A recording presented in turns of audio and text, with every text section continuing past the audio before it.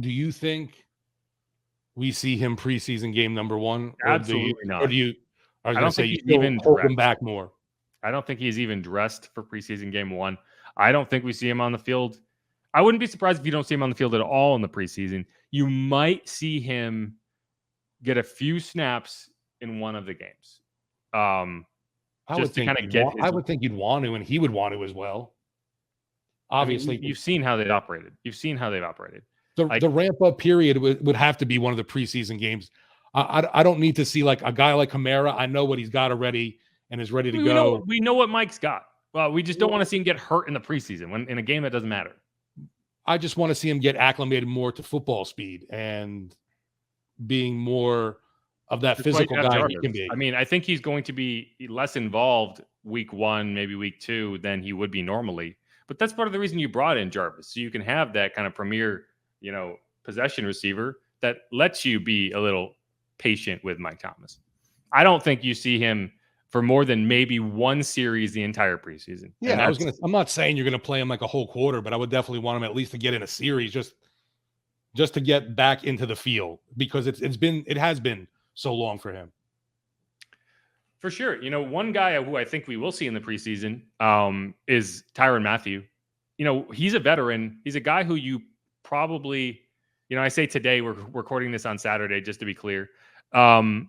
He's a guy who you probably would say, he doesn't need to play in the preseason in most seasons. This year, I don't think that's true. I think you need to get him on the field with Marcus May so that you can start to build that communication, that kind of camaraderie in the secondary. Because we saw a couple years ago when the Saints brought in Malcolm Jenkins and he was trying to kind of gel with Marcus Williams. If you remember early in the 2020 season, he was just big play after big play after big play. The Chargers game stands out where Mike Williams was just dunking on him, and that's something you don't want to see this year. The Saints need to start well, I think, this season, and you can't be trying to make up for 70-yard bombs over the top of your head.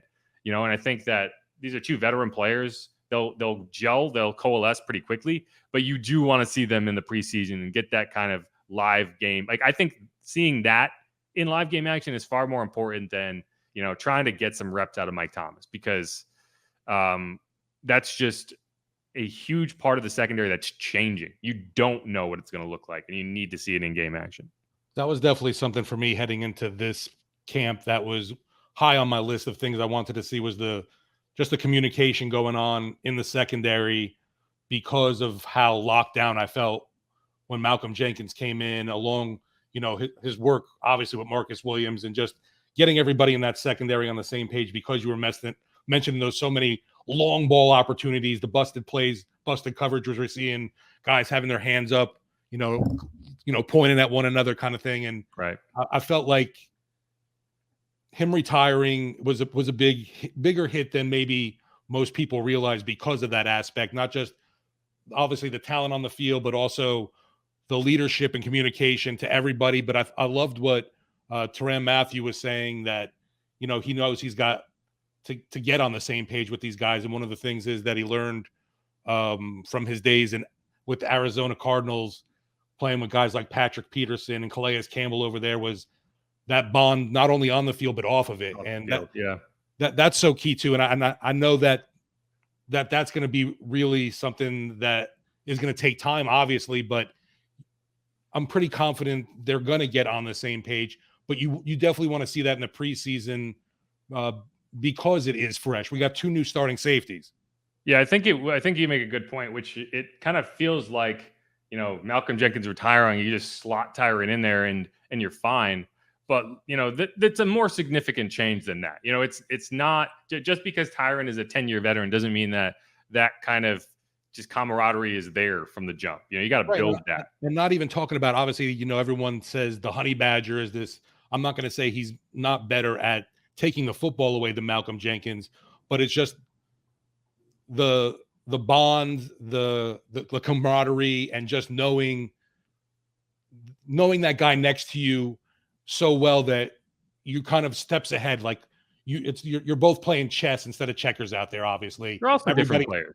I mean, Malcolm later in his career, at least, was more of a pounder. He was more of a strong safety. Right. And so you don't have those defined roles this year. And that's going to be another thing that you want to figure out is, as DA says, and it's a buzzword, multiplicity. You're going to see Tyron and Marcus both playing strong, both playing free, not at the same time. You understand what I'm saying? They're gonna switch back and forth, try to confuse the offense a little bit, try to gain an edge. And I think that's something you gotta practice. You gotta work on that.